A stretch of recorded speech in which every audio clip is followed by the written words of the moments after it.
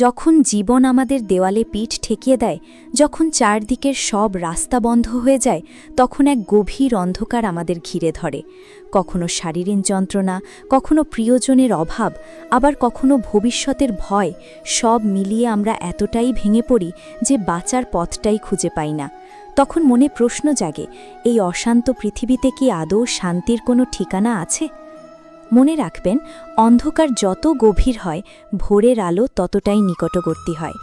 আজ আমরা জানব শ্রী হিত প্রেমানন্দ গোবিন্দ শরণজী মহারাজের নিজের জীবনের কঠিন সংগ্রাম এবং তার অমূল্য বাণীর মাধ্যমে কিভাবে পাহাড় প্রমাণ দুঃখের মধ্যেও হাসি মুখে বেঁচে থাকা যায়। মন দিয়ে শুনুন, এই কথাগুলো হয়তো আপনার জীবনের মোড় ঘুরিয়ে দিতে পারে। এই অশান্ত পৃথিবীতে দুঃখের মোকাবিলা করার এবং সত্যিকারের আত্মিক শান্তি খুঁজে পাওয়ার একমাত্র উপায় হল ভগবানের নাম জপ করা। যত বেশি নাম জপ করবেন, পাহাড় প্রমাণ দুঃখের মধ্যেও ততটাই আনন্দিত থাকতে পারবেন। স্বয়ং মহারাজজি বলেন, আজ তিনি যে এত বড় শারীরিক কষ্টের মধ্যেও হাসিমুখে কথা বলতে পারছেন, তা কেবল ভগবানের নামের জোরেই সম্ভব হয়েছে।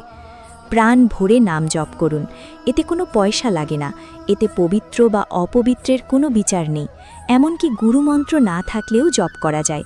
যার জিভের ডগায় ভগবানের নাম বিরাজমান, সে চণ্ডাল হলেও পরম পবিত্র। নামের মধ্যে এতটাই সামর্থ্য আছে যে আমরা প্রতিটি দুঃখকে আলিঙ্গন করে হাসি মুখে জীবন কাটাতে পারি।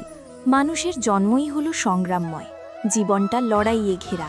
তাকিয়ে দেখুন, ভগবান শ্রী রামচন্দ্রের সকালে রাজ্যাভিষেক হওয়ার কথা ছিল, আর বিকেলেই হয়ে গেল 14 বছরের বনবাস। মহলের নরম গদি ছেড়ে তাকে নগ্ন পায়ে বনে বনে ঘুরতে হয়েছে।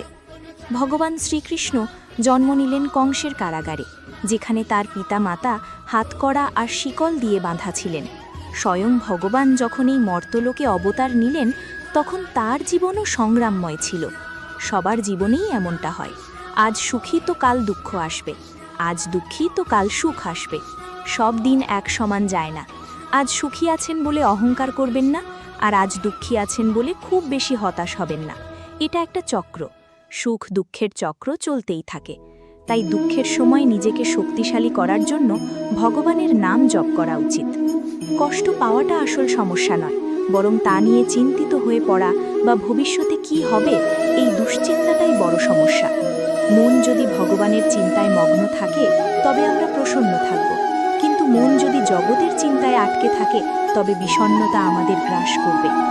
মহারাজজি নিজের জীবনের উদাহরণ দিয়ে বলেন, একসময় তার খাওয়ার মতো অন্ন পর্যন্ত জুটত না। অনেক দিন অনাহারে কেটেছে। যে আশ্রমে থাকতে যেতেন, সেখানে যখনই জানত যে এই সাধুর 2টি কিডনি খারাপ, সাথে সাথে তাকে বের করে দিত, কারণ চিকিৎসার খরচ কে চালাবে। কিন্তু আজ দেখুন, ভগবান সব নিজের থেকেই মিলিয়ে দিচ্ছেন। বৃন্দাবনে একসময় তাকে জল দেওয়ার মতো কেউ ছিল না, আর আজ অসংখ্য যুবক নিজেদের চাকরি ছেড়ে দিয়ে সেখানে এসে নিঃস্বার্থভাবে তার সেবা করছেন। এটা কেবল ভগবানের কৃপা।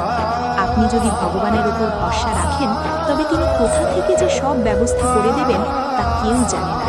তবে বিধাতা যা লিখে দিয়েছেন, শরীরের যা কষ্ট ভোগ করার আছে তা ভোগ করতেই হবে। যদি কষ্টকে পুরোপুরি মুছে দেওয়া যেত, তবে স্বয়ং ভগবান রামের মা কৌশল্যাকেও বৈধব্য সহ্য করতে হতো না। এগুলো হলো বিধির বিধান। কষ্ট আমাদের জীবনের অংশ হলেও সেই কষ্টে ভেঙে পড়াটা আমাদের নিজের সিদ্ধান্ত।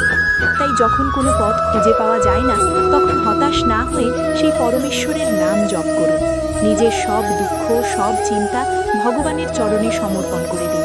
দেখবেন, নাম জপের সেই শক্তি আপনার মনকে এতটাই দৃঢ় করে তুলবে যে আপনি যন্ত্রণার মাঝেও পরম শান্তি খুঁজে পাবেন।